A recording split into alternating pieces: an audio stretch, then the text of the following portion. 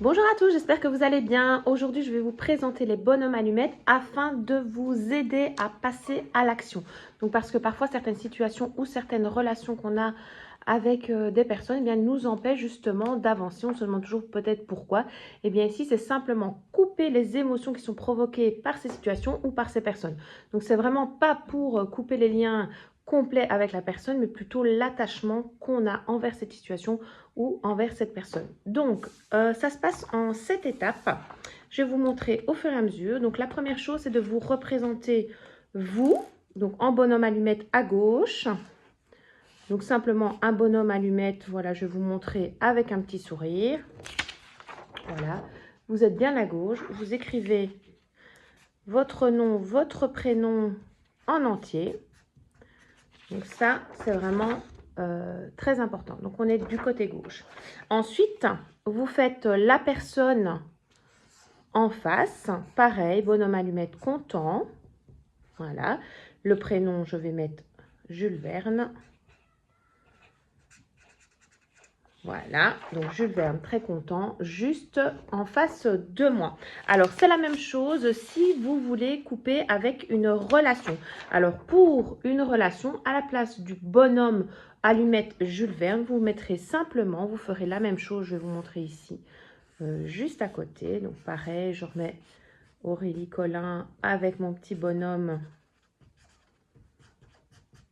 Voilà, et là, la situation décrite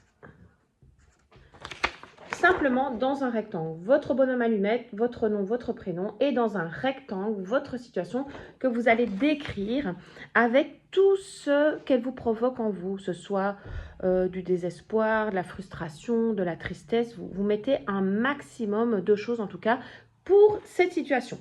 Ensuite, qu'est-ce que vous devez faire? Vous devez montrer que vous, comme la personne ou la situation qui se trouve en face de vous, rayonne, donc que vous lui voulez du bien, d'accord? Donc vous faites un cercle d'abord autour de vous, un deuxième cercle, attention, pas encore tous les deux et vous fermez bien. Hop, je vous montre. Hein. Et pareil pour la situation, donc voilà, deux cercles bien distincts. Pareil pour la situation, hop, hop, hop, hop, hop, hop. Voilà.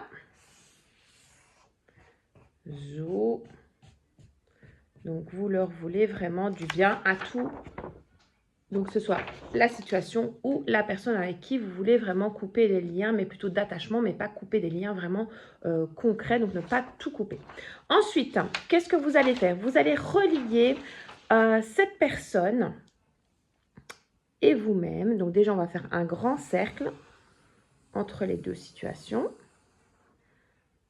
ou les deux personnes, enfin la personne et la situation ou les deux personnes.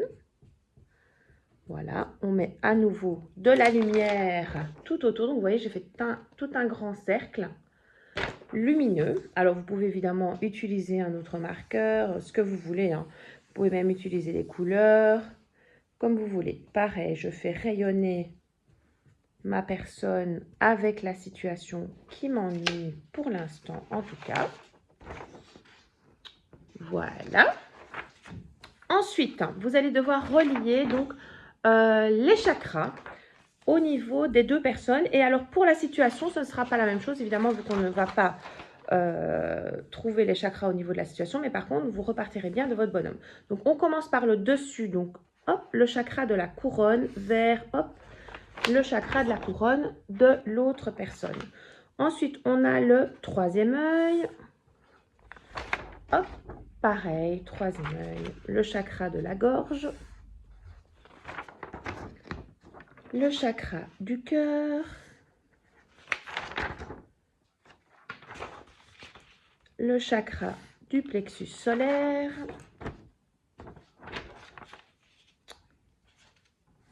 Sacré.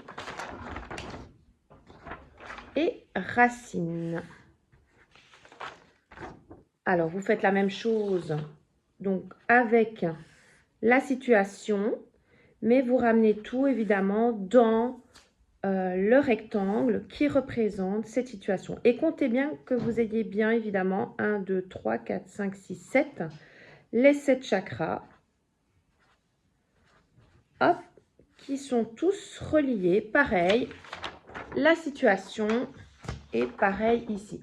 Lorsque tout ceci est terminé, eh bien que vous ayez ou pas une paire de ciseaux, ici je n'en ai pas préparé, ce n'est pas grave du tout. On peut plier tout simplement la situation en deux.